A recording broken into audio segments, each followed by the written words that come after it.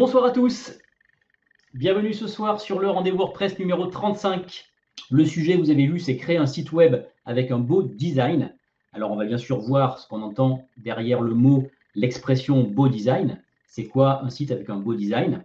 Je vous montrerai des exemples de sites pour lesquels je considère que le design est correct et élégant et moderne, et d'autres sites qui sont un petit peu moins. On va rester dans quelque chose de très bienveillant, hein. C'est toujours dans un but d'améliorer les choses. Donc, je vais prendre des exemples que j'ai trouvés sur Internet. Pour celles et ceux qui ne me connaissent pas, je m'appelle Pierre-Olivier Lair, je dirige un organisme de formation et un studio de création web. J'enseigne WordPress à l'Université Paris-Sorbonne et à la Digital School of Paris, et j'aide les entrepreneurs et plus spécifiquement les coachs et les thérapeutes à obtenir plus de clients pour vivre sereinement de leur activité, en mettant notamment en place des méthodes, des stratégies digitales, en améliorant leur communication et encore plein d'autres choses. Pourquoi avoir un site moche pose un problème? Premièrement, les visiteurs ne vont pas rester sur votre site. Les visiteurs maintenant, alors je ne parle même pas de la rapidité de chargement, je ne parle même pas de tout ça, hein. Je ne parle même pas du contenu. Là, je parle vraiment de l'aspect et de l'esthétique de votre site. Aujourd'hui, quelqu'un qui arrive sur un site qui ne fait pas professionnel, qui ne fait pas moderne, eh bien, il ne va pas rester sur le site. Parfois, même si le contenu peut être intéressant, si la mise en page est mauvaise, si on voit que c'est, bon, on en parlera après, si on voit que c'est trop touffu, trop dense, qu'il y a trop d'informations, que c'est illisible, etc., tout ça, ce sont des choses qui vont faire fuir les visiteurs. Donc, ils ne vont pas rester sur le site, et ça, c'est un très mauvais indicateur pour Google. Parce que si ce sont des gens qui sont venus via une requête dans le moteur de recherche Google, qu'est-ce qui va se passer? Eh bien, Google dit OK, ta recherche, voilà un site qui peut correspondre à ta recherche. Les gens arrivent sur votre site et les gens repartent tout de suite de votre site. Donc ça, Google enregistre le fait que la personne qui l'a envoyé sur le site, eh bien, est restée peut-être 1 seconde, 3 secondes, 10 secondes, et n'est pas restée sur le site. Donc, le site moche, ça, c'est le premier inconvénient, c'est que vous n'allez pas retenir les gens. Donc ça, c'est un premier problème. Deuxièmement, vous savez que en fait, on n'a qu'une seule chance de faire une bonne première impression. Effectivement, cette première impression, elle va être déterminante. Si jamais les gens arrivent sur un site qu'ils ont peut-être trouvé dans Google ou en étant allés directement via une carte de visite, peu importe le moyen qu'ils ont utilisé pour venir sur votre site, et si le site ne leur plaît pas visuellement, esthétiquement, eh bien, ils ne reviendront jamais sur le site. Ça, c'est un fait accompli. C'est comme ça que ça se passe. C'est la première impression qui va rester gravée là. Et si jamais vous faites mauvaise impression, adieu le visiteur. Et enfin, troisièmement, c'est le corollaire un petit peu de tout ça, c'est s'ils ne restent pas longtemps et s'ils ne reviennent pas, eh bien, ils ont beaucoup moins de chances d'acheter sur votre site, que ce soit vos services, que ce soit vos produits, que ce soit même vous découvrir quelque chose que vous allez présenter sur votre site web. Ils n'achèteront pas, en tout cas, ils ne vont pas passer à l'action sur le site. Ça peut être une inscription, ça peut être tout ce que vous voulez. Ils ne vont pas passer à l'action. Ils ne vont pas cliquer sur les boutons s'il y a des boutons. OK? Donc ça, c'est le premier, enfin, c'est les trois éléments essentiels que j'ai retenus par rapport à le fait d'avoir un site moche. Alors bien sûr, encore une fois, hein, moche entre guillemets, avec toute la bienveillance qu'il y a derrière, un site, on va dire, qui n'est pas au standard 2020. D'ailleurs, vous verrez, j'en parle juste après. Quels sont les standards 2020? Il y a un site qui n'est pas au standard 2020, qui est moche, qui date, allez, on a l'impression que c'est un petit peu au début d'Internet, un site qui date un peu du début des années 2000. Bon là, forcément, vous allez arriver avec un gros, vous allez traîner un boulet pendant longtemps et ça va vous desservir énormément. Donc, autant savoir comment réaliser un site propre, élégant, moderne et qui soit, comme j'ai dit en introduction, avec un beau design. OK? Voilà la définition du site moche pour moi. Alors, maintenant, on peut se dire, OK, Pierre-Olivier, c'est très bien, mais qu'est-ce que tu entends par beau site et qu'est-ce que tu entends par site moche? Est-ce que tu peux nous montrer des exemples? Quand on se balade sur Internet, eh bien, on va trouver des fois des sites où on va dire « Waouh, c'est top, c'est génial, c'est agréable ». D'ailleurs, on ne va rien se dire parce qu'on va trouver ça normal. On dirait « C'est cool, j'ai visité un beau site, j'ai trouvé l'information », même pas forcément, mais en tout cas, j'ai été agréablement surpris par la navigation, par la structure, l'agencement des données du contenu. Et parfois, on va arriver sur la première page, la page d'accueil, et là, on va se dire « Waouh, qu'est-ce que c'est que ce site ?» Et là, hop, la petite croix rouge en haut à droite. Au revoir, adios, bye bye. D'accord? Donc, Comment faire pour éviter ça? C'est ce qu'on va voir juste après. Mais comment repérer ce genre de site? Alors, comment les repérer? Moi, je vais vous donner 2-3 exemples ici. J'ai trouvé, alors j'ai toujours pris dans la cible des gens que j'accompagne, c'est-à-dire les thérapeutes et les coachs. Eh bien, ces exemples-là, j'ai un exemple de site qui est correct du point de vue de l'esthétique et un exemple de site, 2 exemples de sites qui sont moins bien à 2 niveaux différents. Hein. Il y en a un que vous verrez, c'est plutôt au niveau de l'esthétique globale, l'agencement, et puis l'autre, ça va être plutôt au niveau des couleurs, et vous allez tout de suite voir duquel je parle. Donc le site est à 100% ici. Donc qu'est-ce qu'on voit déjà sur ce site? Bien, on a un bandeau qui défile en haut, d'accord, qui est dans l'entête, ok. On a un petit bandeau défilant en haut ici, pourquoi pas. On a un menu avec des sous-menus. On a un texte. On a une zone de texte encore en rouge. Après, on voit qu'il y a, alors c'est un petit peu bizarre ici, hein, vous voyez qu'il y a 2 niveaux d'ascenseur, de scrolling ici. Je peux scroller la page naturellement avec l'ascenseur de mon navigateur et j'ai un autre scroll ici possible. Alors, je ne sais même pas comment l'attraper, celui-là, voilà. Je peux bouger, je ne sais pas trop ce que je peux bouger d'ailleurs. Une image, voilà, alors ça bouge, ça décale l'image ici, voilà. Alors, est-ce que quand on arrive sur un site comme ça, à votre avis, est-ce que c'est suffisamment engageant pour avoir, premièrement, envie de lire ce qu'il y a? D'accord, il y a du texte qui est assez écrit petit. Il y a un autre petit texte ici, tout petit minuscule. Et encore en dessous ici, encore plus petit, il y a une adresse que je ne vois même pas, qui est, voilà, qui est une adresse Internet, une URL vers laquelle cette personne envoie. OK? Donc, cette page d'accueil, pour moi, elle n'est pas du tout au standard 2020. On expliquera tout à l'heure un petit peu ce qu'on entend par là. Mais cette page-là, vous voyez bien que elle ne va pas nous donner envie d'aller beaucoup plus loin. Alors, on peut aller sur d'autres pages. Hein. Je vais aller sur, je ne sais pas moi, la page Pourquoi aller voir un naturopathe. Voilà. Voilà. Ici, on voit qu'il y a un cadre avec un fond vert. On voit qu'il y a un texte qui est écrit, qui est justifié à gauche, à droite. Il n'y a pas de marge du tout. Les menus sont très petits. Voilà. Il y a beau avoir une petite banderole sur le côté avec une image. On voit bien qu'ici, on est sur un site qui apparaît daté, en tout cas. Voilà. Je ne parle pas du tout au niveau du contenu. Peut-être que le contenu tenu est très pertinent, mais je parle uniquement de la mise en place de l'esthétique. Donc ça, c'est le premier exemple de site que je voulais vous montrer. Et c'est un petit peu un exemple de ce qu'il ne faut pas faire. Et vous allez voir après, je vous poserai des questions. Vous allez essayer de trouver pourquoi, justement, qu'est-ce qui pourrait être amélioré sur cette page d'accueil. Un deuxième site que j'ai envie de vous montrer, c'est celui-ci. Attention, mettez vos lunettes de soleil. Qu'est-ce qui se passe sur ce site-là? Les couleurs. Couleurs, c'est juste illisible. Problème de contraste, si vous avez vu. Il y a des problèmes de contraste, puisqu'ici, on a notamment une phrase en gris, un gris un peu sur un fond rose fuchsia. Ça fait extrêmement mal aux yeux. D'accord? Il y a des textes qui sont très gros, pourquoi pas, mais le mélange des couleurs ici, le contraste et le choix des couleurs est vraiment totalement à revoir. On peut très bien avoir un site coloré, mais on doit avoir un site avec des couleurs qui sont en harmonie les unes avec les autres. C'est ce qu'on appelle justement l'harmonie des couleurs. Pour ça, il y a des sites que je vais vous conseiller juste après pour vérifier que les couleurs que vous choisissez sont bien en harmonie les unes avec les autres. Donc ici, on voit clairement que même le menu d'ailleurs, hein, au niveau du menu ici, on a du violet sur du rouge-orange, enfin rouge-rose. C'est complètement illisible. Ça fait mal aux yeux. Enfin moi, ça me fait vraiment mal aux yeux. Encore une fois, il peut y avoir un contenu de qualité, mais si on arrive sur un site comme ça, on va prendre du recul et on va aller sur la petite croix en haut à droite et on va dire, je vais essayer de trouver, alors je ne sais pas ce qu'il est ce monsieur, il fait des soins énergétiques. On va aller sur quelqu'un qui fait la même chose, mais qui a un site qui est lisible et qui donne envie de parcourir le site. OK? Donc ça, c'est 2 exemples de sites que je voulais vous montrer. Problème de fonte également. Voilà. Maintenant, un site, pour moi, qui est bien construit esthétiquement, qui a une mise en page, un agencement correct du point de vue web design, eh bien, c'est ce site-là, par exemple.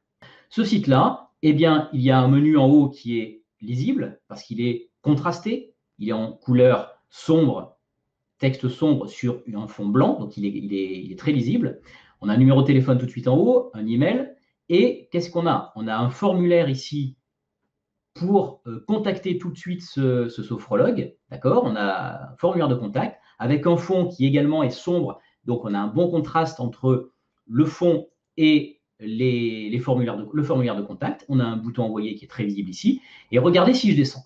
Si je descends ici, on a une image avec à droite un texte. Si je descends, on a une image avec à gauche un texte.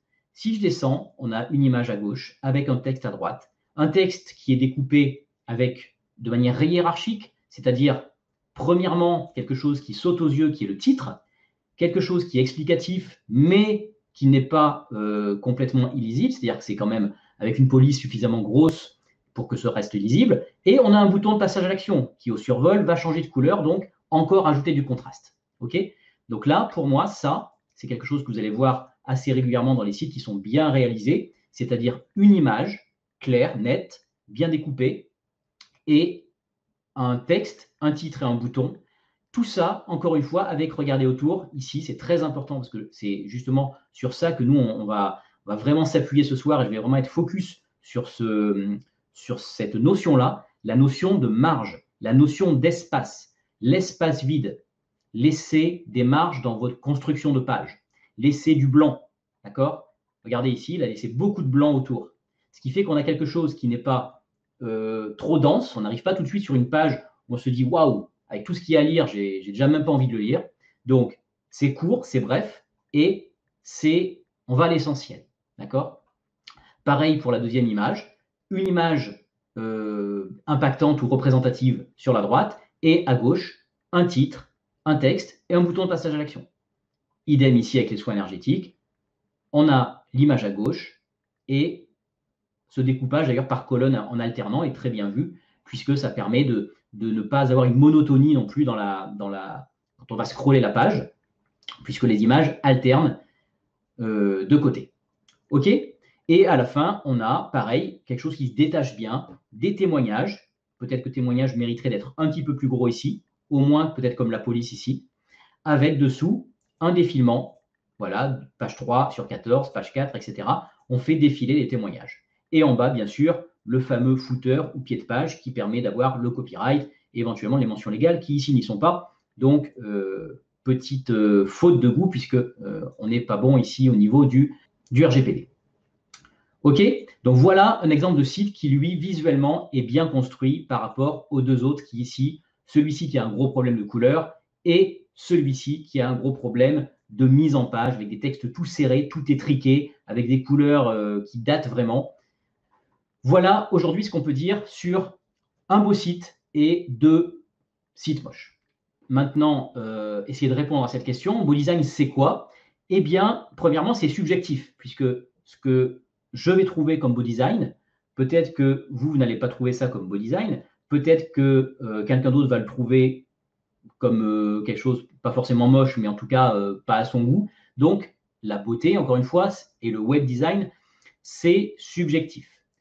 Et deuxième chose importante, c'est que c'est une notion qui va se réinventer à chaque époque. C'est-à-dire c'est quelque chose qui va être, on n'a pas une constante. Un beau design en 2020 ne va peut-être pas être le beau design de 2015 ou de 2025. Pourquoi? Parce que le design, ça évolue, les goûts changent également, et donc ça reste subjectif. En revanche, on peut donner, alors moi j'ai donné une définition totalement propre, c'est vraiment la mienne, j'ai essayé de trouver des mots pour définir ce que c'est pour moi un beau design, et voilà ce que j'ai dit. J'ai dit que c'est un design professionnel, c'est-à-dire qui ne sont pas l'amateurisme à plein nez, propre, aéré, lisible, avec une charte graphique cohérente et harmonieuse. Donc vous voyez que le site numéro 2 qu'on a vu, déjà il ne respecte pas du tout ce critère-là, puisque la charte graphique cohérente et harmonieuse, quand on a des couleurs qui piquent les yeux comme ça, c'est pas bon. Le premier, c'était plutôt dans le aéré et lisible, et qui crée une agréable expérience utilisateur. Ça, vous l'entendrez probablement, vous connaissez peut-être déjà le mot, l'expérience utilisateur, c'est extrêmement important. C'est le fait que lorsque un visiteur arrive sur votre site, eh bien, quand il s'en va, il va se dire, alors soit il se dit rien, bon ok, ça c'est dans le pire des cas, il dit rien. Et dans le meilleur des cas, il dit wow, j'ai visité un site vraiment super bien fait, des belles couleurs, vraiment le site qui lui reste en tête. Voilà. Et l'expérience utilisateur, c'est également tout ce qui est la navigabilité. C'est-à-dire, est-ce qu'on trouve facilement l'information que l'on cherche? Est-ce qu'on va facilement sur les menus? Est-ce qu'on va facilement trouver le bouton pour, je ne sais pas, il y a un livre en vente, est-ce qu'on va trouver facilement le bouton pour acheter ce livre? D'accord? Donc, ça, c'est l'expérience utilisateur. C'est ce qu'on appelle l'UX en anglais. D'accord? Vous trouverez ce terme-là dans pas mal de blogs qui parlent justement d'expérience utilisateur. Je vous invite vraiment à aller voir ça parce que ça va vous donner sûrement quelques pistes de construction de votre site web. Voilà. L'expérience utilisateur est très, très importante et j'ai rajouté donc les notions de lisibilité, d'espace, quelque chose qui doit être aéré pour que ça fasse moderne. Hein. Aujourd'hui, en 2020, c'est ça, c'est que on a beaucoup d'espace, on a des choses assez minimalistes souvent d'ailleurs, sobres également. Donc, voilà ce que c'est pour moi aujourd'hui un beau design. Petite citation d'Antoine de Saint-Exupéry que peut-être certains d'entre vous connaissent. La perfection est atteinte non pas lorsqu'il n'y a rien à ajouter, mais lorsqu'il n'y a plus rien à retirer. Donc là, ça rejoint vraiment la notion de sobriété et un petit peu d'esprit minimaliste du design. C'est-à-dire qu'on ne va pas se dire, j'ai plein de choses en tête sur ma page d'accueil, je vais mettre, c'est avec le fourre-tout, je vais tout mettre là pour que la personne, si elle vient que sur cette page, eh bien, elle en aura plein les yeux, elle va avoir toutes les informations, si jamais elle ne va pas sur les autres. Non, ce n'est pas ça du tout l'esprit. L'esprit, c'est de dire, je construis mon contenu et je dispose mon contenu pour qu'il y ait uniquement l'information essentielle par rapport à la page sur laquelle je suis. Si c'est la page d'accueil, peut-être que j'ai juste 2-3 notions maximum. D'ailleurs, on dit souvent qu'il faut qu'il y ait maximum une notion par page. C'est-à-dire, on va parler d'une seule chose sur les pages. D'accord? Si on a une page qui parle de prendre rendez-vous, de qui je suis, alors pas encore prendre rendez-vous qui je suis, ça va à peu près avec, mais je vends ça, voilà, prenez rendez-vous, voilà qui je suis, voilà machin. Et c'est d'ailleurs pour ça que j'aime pas trop les sites one page. Pour ceux qui connaissent le one page, c'est des sites qui n'ont pas de menu, mais qui ont tout en déroulé sur la même page. C'est-à-dire qu'on va scroller avec la souris de haut en bas pour avoir tout. J'aime pas trop ce concept, même si effectivement c'est à la mode. J'aime bien les idées qui sont structurées page par page. Voilà. Donc moi, en tout cas, avec mes clients, quand on me délègue des sites à faire, c'est en général ce que je fais. Je conseille vraiment et je construis des sites qui sont construits page par page, une notion par page. Donc, c'est souvent le cas. Quand je vois un site web, je dis plutôt qu'il faut enlever des choses plutôt qu'il manque des choses. C'est vraiment souvent ça. Et si on reprend les sites qu'on a vus tout à l'heure, vous voyez bien que sur la page d'accueil de notre ami qui avait quelque chose de écrit tout petit, ça mériterait peut-être avoir des informations en moins, peut-être, ou plus grosses.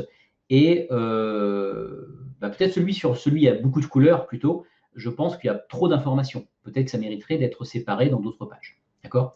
Donc, gardez à l'esprit la sobriété et le fait de plutôt enlever du contenu et de se dire, en fait, à quel moment je ne peux plus rien enlever pour que ça ne veuille plus rien dire.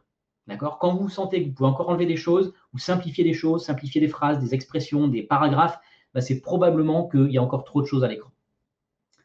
Quelles sont les 3 plus grosses erreurs que je vois sur les sites web que j'ai à auditer ou alors les sites que je reprends de zéro? Quelles sont ces 3 plus grosses erreurs? Les 3 plus grosses erreurs, j'en ai parlé vraiment juste avant.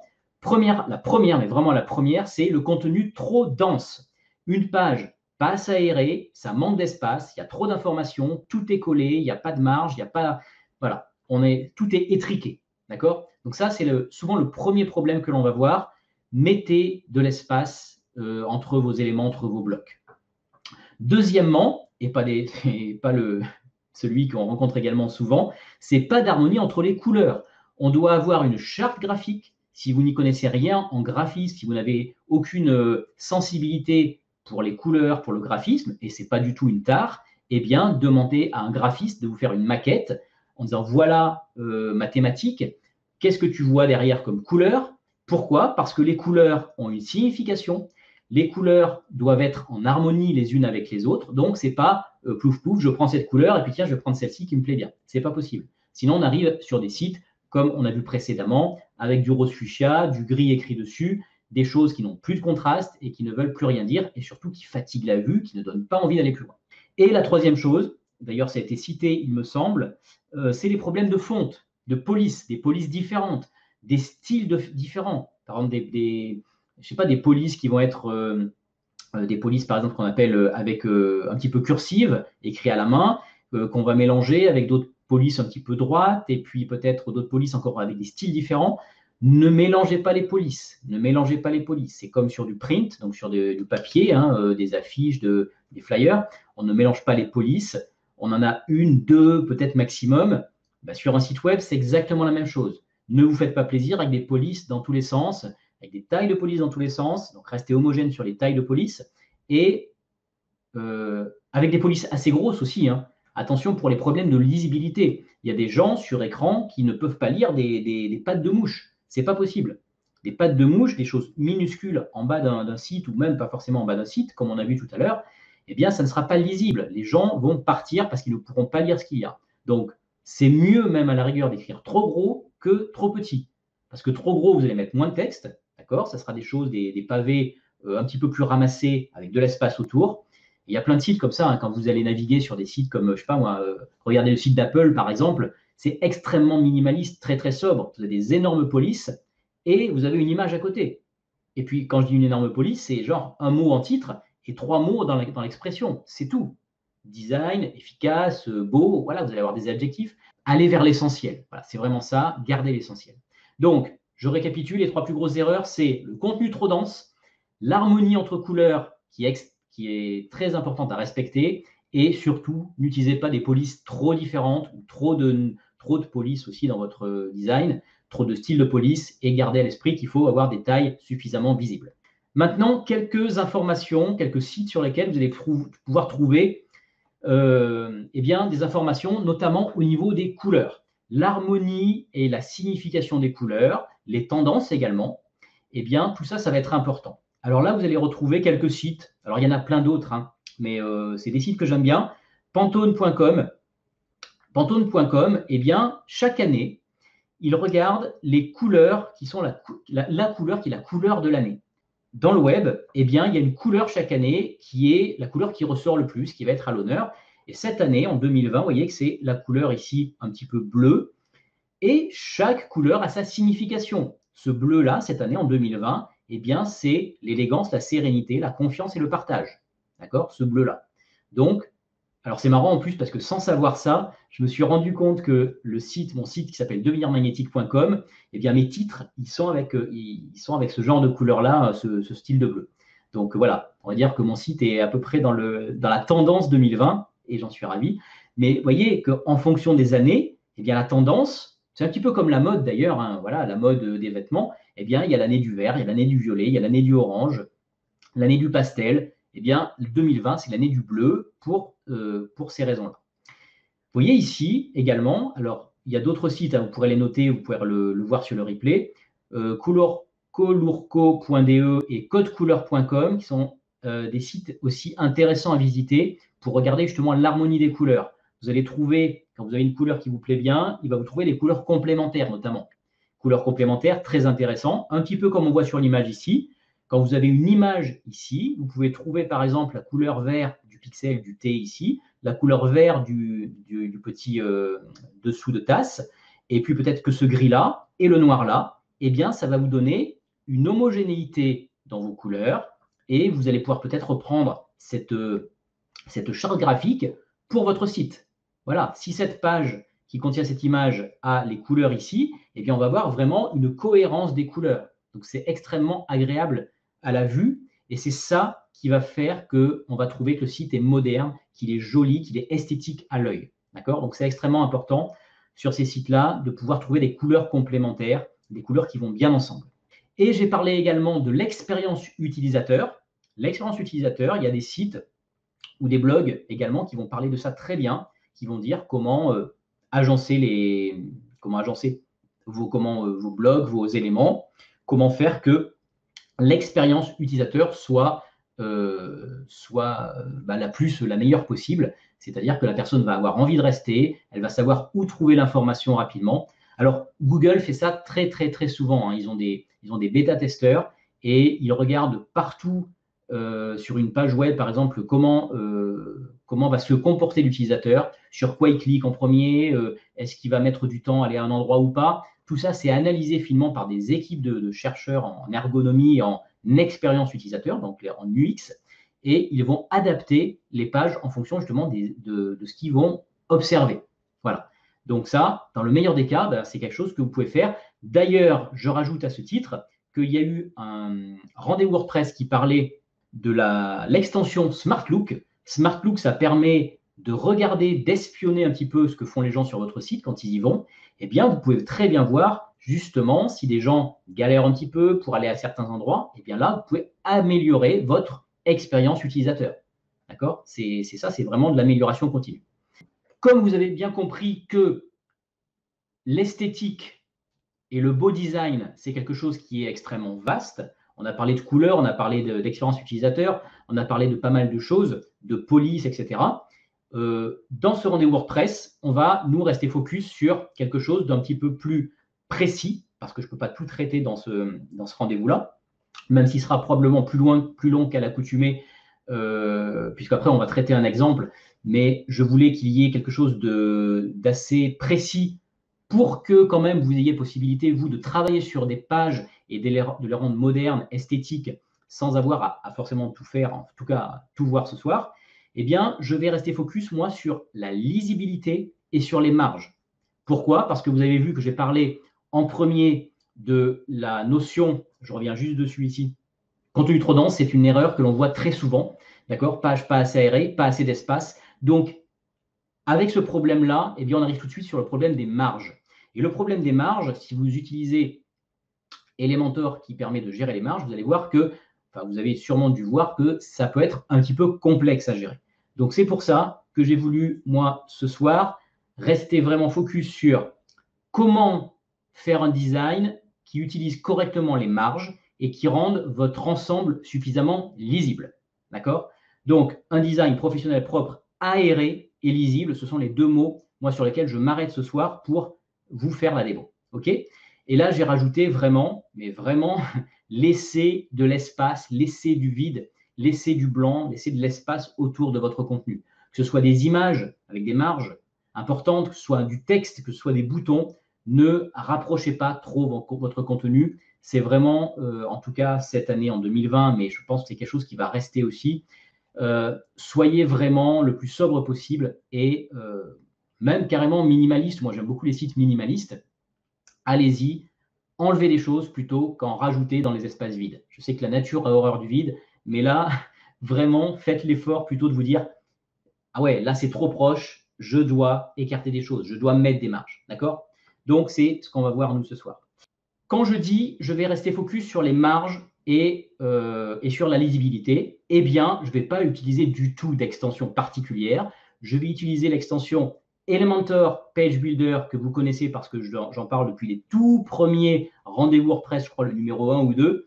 C'est un constructeur de pages, c'est une extension gratuite qui a une version pro, mais l'extension gratuite de base permet déjà de faire énormément de choses, permet de construire des pages professionnelles, modernes, lisibles, aérées, avec des marges qui sont bien, qui mettent en valeur le texte ou les images. Donc, vous pouvez créer facilement des pages pour votre site à partir des éléments que vous allez glisser, déposer. Donc, enfantin, un enfant de 10 ans est capable de le faire. Et vous n'avez pas besoin d'être développeur, d'être graphiste, d'être tout ce que vous voulez, d'être ingénieur en informatique pour créer des pages web avec Elementor. OK? Donc, j'utiliserai ce plugin pour construire la page tout à l'heure. Et c'est avec ça qu'on va gérer nos marges tout simplement. Mais c'est vrai qu'on peut avoir des difficultés à comprendre la notion de marge, parce qu'il y a une notion de marge externe et interne, je vais le détailler juste après, et ça peut être un petit peu compliqué. Donc ça, je voulais vraiment démystifier aussi ce problème de marge, puisque ça va jouer sur la cohérence, la lisibilité de votre site, en tout cas. Donc c'est très important. OK? Je continue. Donc, Elementor, vous pouvez y aller les yeux fermés. Hein. C'est 4 millions, je crois, d'installations, plus de 4000 commentaires 5 étoiles. Donc, allez-y, c'est tout bon. Donc, dans cette démo, dans laquelle je vais passer tout de suite, je veux vous montrer comment on gère les marges. Comment comprendre cette notion de marge. Les marges pour les sections, pour les colonnes et pour les éléments. On verra les trois sortes de marges. Les deux sortes de marges, internes et externes, et pour les trois types d'éléments, c'est-à-dire la section, la colonne et l'élément qu'on pose. Okay. À partir de ça, on va créer une page d'accueil lisible. Donc, j'irai très rapidement, créer une page d'accueil. Peut-être qu'on reprendra d'ailleurs le contenu de notre ami qui avait un site moche. Et enfin, c'est une question qui m'a été posée, comment superposer des éléments? Ça peut être une façon d'attirer l'œil, ça peut être une notion, enfin, ça peut apporter une certaine esthétique sur votre page. Donc, comment on fait ça avec Elementor? Avant de passer sur la démo, je veux vous montrer déjà la notion de marge. Je vais vous expliquer ça sur un petit tableau blanc. Je vais vous représenter plutôt les sections, les colonnes et les éléments dans Elementor. Donc, on va ici créer un cadre qui va représenter la section. La section, c'est tout simplement le conteneur dans lequel vous allez mettre ensuite votre contenu. OK? La section. On a une section. OK. Ensuite, dans cette section, on va avoir la notion de colonne. Une section, pour vous, on va expliquer assez rapidement, c'est une ligne, une sorte de ligne, qui va pouvoir bien sûr grossir en fonction de ce que vous allez mettre dedans. Et dans cette ligne, vous allez pouvoir mettre des colonnes. Une colonne qui sera comme ça, puis je vais en mettre une plus grande ici. Donc, on a une section, c'est ce qui est ici en bleu marine, et en bleu clair, j'ai les colonnes. Maintenant, dans nos colonnes, dans Elementor, je peux glisser des éléments. On va voir un élément texte qu'on va mettre ici, par exemple. Allez. Voilà, ça c'est du texte. OK, c'est des lignes de texte. Et ici, on va voir un élément image, qui va être comme ça. Donc, je laisse volontairement des marges très grandes entre chaque. On a une section. Dans cette section, on a deux colonnes. Et dans ces deux colonnes, la première colonne, j'ai une image en bleu clair. Et dans la deuxième colonne, j'ai du texte. Typiquement, c'est ce qu'on a vu tout à l'heure sur le site qui était joli. D'accord? Il avait une image et à droite, il avait du texte. Comment comprendre la notion de marge dans Elementor? Alors, c'est extrêmement important parce que souvent, on passe à côté et on ne sait jamais se débrouiller. On augmente les marges, on les descend, on ne sait jamais si c'est les marges internes, externes. Je vais vous expliquer ça de manière simple. Vous allez en tout cas avoir la possibilité d'aller beaucoup plus loin avec votre design de site web. Commençons par, ici, la section. La section, elle a une marge externe et une marge interne. OK? La marge externe, c'est quoi? Eh bien, c'est tout simplement ça. Ici, j'ai une marge externe ou extérieure, si vous voulez, qui va permettre de laisser de l'espace. Alors, pour le coup, vu que la section, c'est quelque chose qui contient tout le reste, en général, après, ça sera le bord de votre fenêtre Internet. Voilà, en gros, c'est les bords de la fenêtre ici. Donc, c'est cette marge externe. OK. Ici, je vais peut-être marquer en même temps section, marge externe, en rouge. OK. Ensuite, on va prendre un rouge un petit peu plus clair, ici, et on va regarder la marge interne de notre section. La marge interne, c'est quoi? Eh bien, je suis à l'intérieur et j'ai peut-être ici une marge interne. Bien sûr, à chaque fois, haut, bas, droite et gauche. OK? Je mets juste des flèches ici.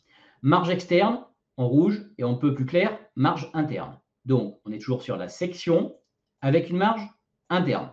Vous allez bien comprendre maintenant que quand vous avez une section, que vous voulez à l'intérieur laisser de la marge pour vos colonnes, eh bien, vous allez jouer sur la marge interne. On va passer maintenant au niveau des colonnes. Voilà notre première colonne ici. Notre première colonne, qu'est-ce qu'elle a? Eh bien, elle a aussi une marge externe et une marge interne. Notre marge externe, c'est tout simplement ce qui va ici rejoindre la marge interne de notre section. OK? Ici, je vais jusque-là. Ici, je vais jusque-là. Et ici, je vais jusque-là. Et en fait, je vais jusqu'où? Je vais jusqu'à cette limite ici de ma marge de section interne. Marge interne de section, marge externe de colonne. Je vais prendre une autre couleur. Alors, je vais marquer déjà ici, on est sur la colonne. Et ça, c'est la marge externe. Maintenant, nous avons toujours sur notre colonne notre marge interne. Marge interne, c'est quoi? Eh bien, c'est tout simplement ça. Vous avez compris le principe. Voilà la marge interne, qui peut d'ailleurs être différente en haut, en bas, à droite, à gauche. Ce n'est pas forcément les mêmes dimensions, bien sûr. Si je le faisais ici, ma marge interne, c'est ça. Ici, c'est ça. Peut-être qu'ici, elle est beaucoup plus grande, ma marge interne basse. Et ici, c'est ça. OK. Marge, colonne, interne. Et enfin, j'arrive au niveau de l'élément. L'élément, je peux aussi gérer sa marge. Mon élément ici, texte. Je vais commencer par lui. Mon élément texte, eh bien, il a une marge externe, mais une marge interne. La marge externe, alors attention, je vais commencer par la marge interne. Vous allez comprendre pourquoi. Parce que la marge interne, c'est l'enveloppe de mon texte, mais l'intérieur de l'enveloppe de mon texte. Alors, pourquoi je dis l'enveloppe? Eh bien, parce que ici, mon texte, il a ici une sorte d'enveloppe. D'accord? C'est un élément. Il est particulier. Ce n'est pas une colonne, ce n'est pas une section. Si je délimite son enveloppe ici, eh bien, je vois que j'ai ici une marge interne. Et la marge interne, c'est tout simplement la distance entre cette enveloppe un petit peu virtuelle et l'endroit où il va y avoir l'écriture du texte. D'accord? Voilà, je vais jusqu'au texte. Ça, c'est ma marge interne pour du texte. Là, on est sur du texte. Donc, c'est l'élément, on va dire l'élément texte avec la marge interne. Je prends une autre couleur, cette fois-ci vert clair, et quelle est la marge externe de l'élément? Vous avez compris le principe, c'est tout simplement ce qui va rejoindre la marge interne de la colonne. Donc, marge interne de la colonne, on a la marge externe de l'élément. Voilà. Ça nous fait beaucoup de marge, et c'est pour ça que c'est complexe dans Elementor. C'est pour ça que quand on voit qu'on peut jouer sur plein de marges différentes, parfois on ne sait pas sur laquelle jouer.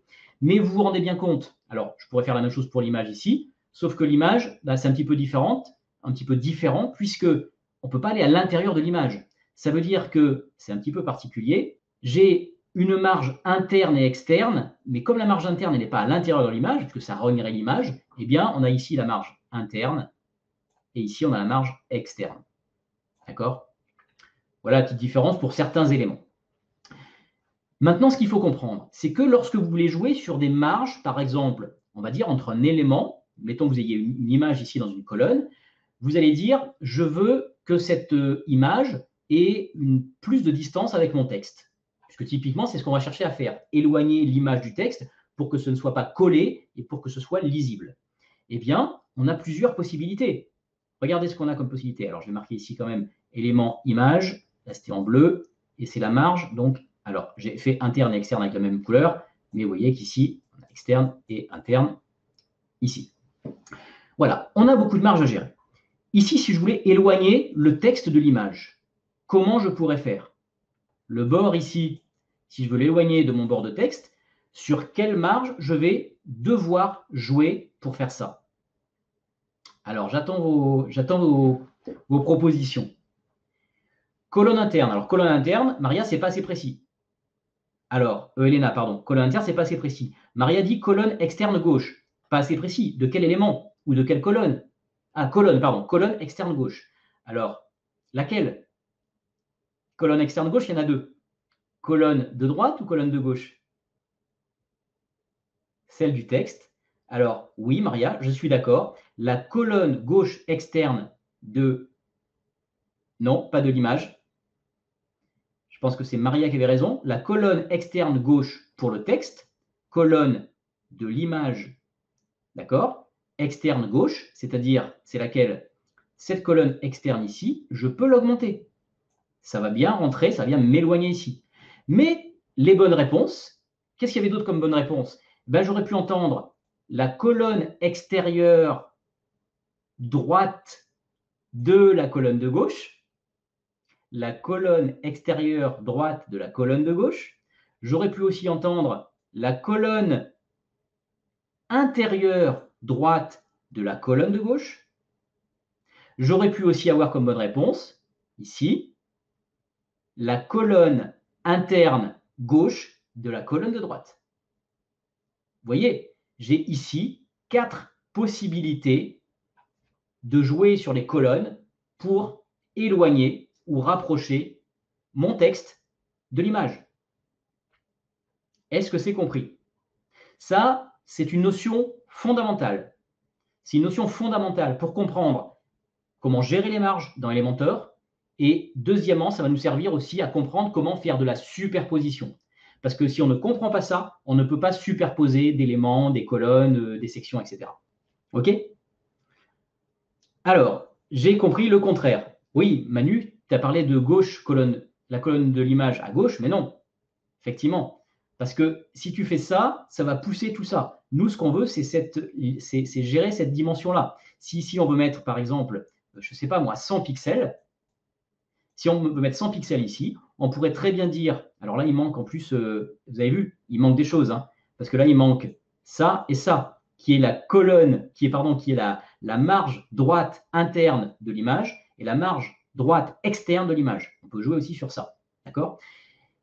Pour faire plus simple, retenez que ici, si je veux éloigner ces deux éléments-là, eh bien, je peux jouer tout simplement sur les colonnes ici. Je peux jouer sur la colonne, l'extérieur de la colonne de gauche. La colonne de gauche, je vais jouer sur la marge extérieure droite, c'est-à-dire cette dimension. Si je mets 50 ici, et si je mets par exemple la marge interne gauche de cette colonne 50, eh bien c'est gagné. Je peux mettre même 100 d'un coup si je veux, il n'y a aucun souci.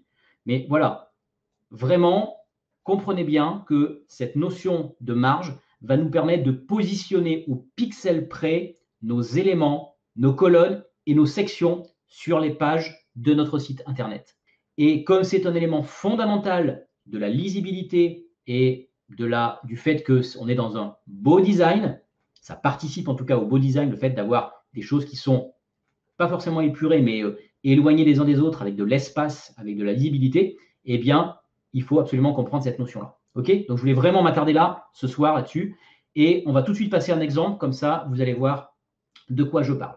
La notion de marge, donc, on a compris. On va faire une page d'accueil maintenant lisible et on va ensuite superposer les éléments.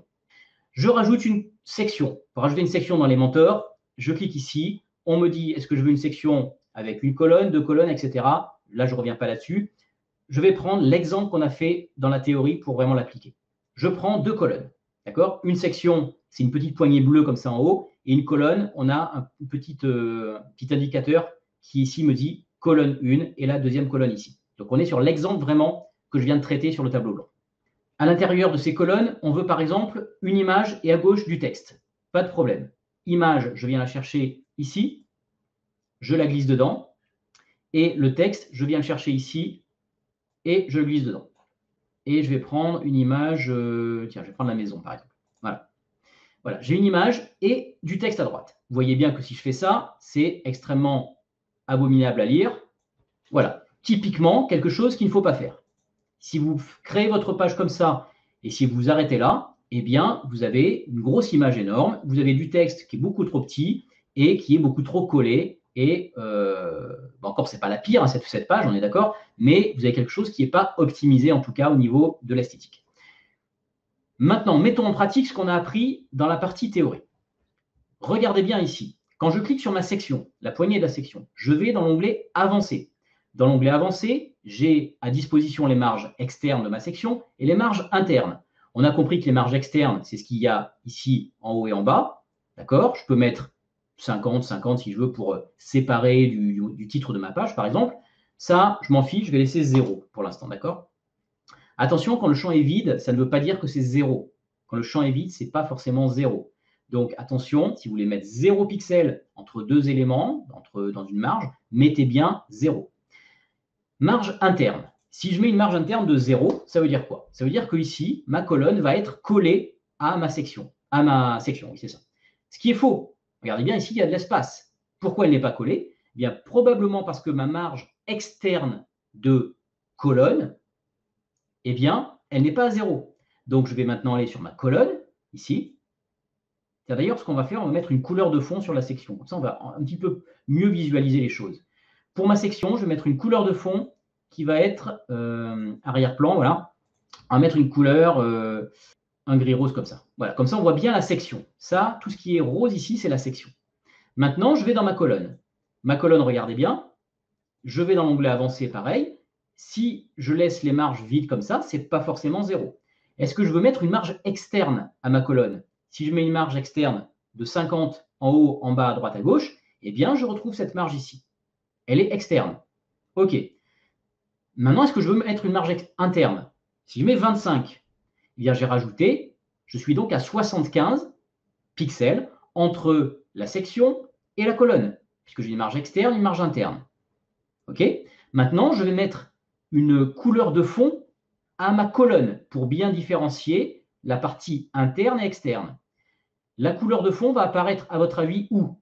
Sur l'ensemble, sur 50 pixels, sur 25 pixels ou sur 75 pixels? Si je mets une couleur de fond, je répète, à ma colonne. Je vous laisse réfléchir. Et pendant ce temps-là, je vais chercher une couleur. Arrière-plan. Et je vais prendre une couleur.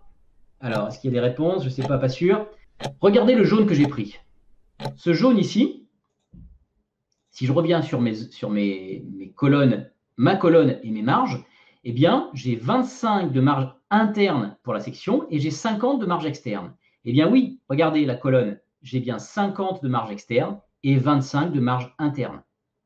Et comme j'ai pris une couleur de fond de ma section, eh bien, tout ce qui est à l'extérieur n'est pas jaune, tout ce qui est à l'intérieur est bien jaune.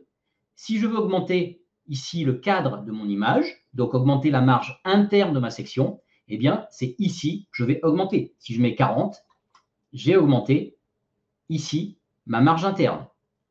Si je veux diminuer ma marge externe, eh bien, je vais ici venir à 20 par exemple. OK? Avec les couleurs, c'est beaucoup plus parlant, hein. Donc là, on comprend maintenant la notion de colonne, marge interne en jaune, marge externe, bah, qui est la couleur interne de la section. D'accord? Et je peux faire pareil avec l'élément qui est dedans, avec l'image. Cette image ici, quand je clique dessus, elle a également une marge interne et une marge externe. Sauf qu'on a dit que comme c'est une image, on ne va pas aller à l'intérieur de l'image, on va rester à l'extérieur, mais ça sera quand même une marge interne et externe qui va se cumuler. Exemple, si je prends une marge interne de 20, par exemple, eh bien, vous voyez ici, j'ai ma fameuse enveloppe qui se met ici. J'ai une marge externe. Mais si je mets une marge interne de 40, qu'est-ce qui s'est passé? Ben, j'ai 60 au total entre ici le bord de ma colonne et le bord de mon image.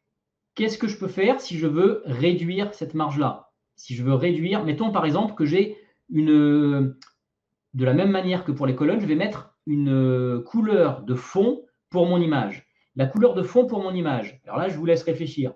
Est-ce que la couleur de fond, elle va apparaître sur une dimension, sur une marge de 40 pixels, 20 pixels ou 60 pixels?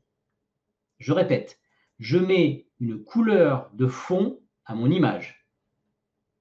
Si je mets une couleur de fond à mon image, de combien ici sera le cadre autour de mon image? Est-ce que c'est 40 pixels, 20 pixels ou 60 pixels? Je vais sur arrière-plan et je vais mettre une couleur. Alors, il y a du 40, il y a du 20. La bonne réponse, c'est 40, puisque c'est la marge interne qui va prendre l'arrière-plan. L'externe à l'image ne va pas avoir la couleur du fond. D'accord? Donc, je vais avoir ici, si je prends une couleur, on va prendre une couleur verte cette fois-ci. Voilà. J'ai ici 40 pixels qui est la marge interne de mon image et j'ai 20 pixels qui est la marge externe de mon image. Voilà la notion de marge expliquée assez rapidement, mais vous voyez qu'ici, on peut jouer vraiment avec les marges. Si vous voulez mettre un fond et que vous vous arrachez les cheveux parce que vous n'arrivez pas à mettre le fond que vous voulez sur une image, eh bien, il faut comprendre cette notion de marge interne et externe. C'est essentiel pour pouvoir ensuite jouer avec facilité avec les marges. Le texte ici, on a dit qu'on voulait l'éloigner de notre image pour qu'il soit lisible. Comment je fais pour l'éloigner? Eh bien, je pourrais très bien prendre ici la colonne et revenir mettre une marge intérieure gauche à la colonne. Marge intérieure gauche, je viens ici sur avancer, je reste sur la marge interne, je décoche ici lier les valeurs ensemble et je dis je prends qu'une marge sur la partie gauche de ma colonne de droite. Comment je fais ça? Eh bien, je viens ici sur gauche et je vais mettre par exemple 80 pixels. J'ai maintenant 80 pixels entre le bord de ma colonne et ici. Maintenant, je vois que c'est collé en haut. Eh bien, je ne veux pas que ce soit collé. Je veux pareil que mon texte ne soit pas collé à des zones, à des marges, enfin à des zones. Donc, je vais ici lui donner de l'espace et je vais mettre une zone à droite et en haut de 50 par exemple. 50 et 50. Voilà. Là, j'ai beaucoup plus de lisibilité et je pourrais très bien faire quoi encore? Je pourrais ensuite jouer sur l'harmonie des couleurs. Comment jouer sur l'harmonie des couleurs? Eh bien, j'ai une petite extension Chrome qui s'appelle ColorZilla, qui est super intéressante parce que je pourrais très bien dire, je prends la couleur, alors là, c'est un petit peu hors sujet, mais regardez, je prends la couleur de l'image, je prends ce jaune ici, tiens, par exemple, tac, je prends ce jaune, je viens ici sur le cadre de l'image, je viens sur l'arrière-plan, et au lieu de mettre du vert, je mets du jaune. Collé. Voilà. J'ai récupéré le jaune de l'image. Et puis, je vais enlever celui de la colonne, parce qu'il est très moche, ce jaune-là. Donc, on n'en a plus besoin. On va enlever complètement ça. Si j'enlève ça, dessous, il y a ma section. Donc, je vais passer rose. Regardez bien, si je fais ça, je suis passé rose. Puisque dessous, ma colonne étant vide, maintenant, il n'y a pas de fond. Eh bien, je me retrouve avec le fond de la section. Si maintenant, je veux revenir à un fond transparent, eh bien, je reviens sur ma section et j'enlève la couleur ici. J'ai maintenant une image avec une marge intérieure qui est peut-être un petit peu grande, donc je peux la réduire encore un petit peu. D'accord? Je prends ici, dans Avancer, je prends ma zone marge interne de tous les côtés d'ailleurs, on va mettre 20 seulement. Et j'ai juste fait un cadre à mon image qui est cohérent avec les couleurs. Ça peut être très bien ça. Ensuite, qu'est-ce que je peux faire? Je vais peut-être mettre ici un texte qui a la couleur, une des couleurs dominantes de mon image. Je vois qu'il y a du vert, je peux reprendre mon petit outil ici, qui est très sympa, et je viens chercher pour écrire en vert peut-être un petit peu foncé, pour qu'il y ait un bon contraste. Et ici, je viens sur mon texte, je viens sur le style, je viens sur la typographie, sur la couleur, pardon, et je change. Voilà. OK? Qu'est-ce que je peux faire après? Bien sûr, pour la lisibilité, je vais changer ma typo. Je vais mettre peut-être par exemple 1,3. OK. Et puis peut-être que je vais centrer en vertical le contenu de ma colonne de gauche et ma colonne de droite.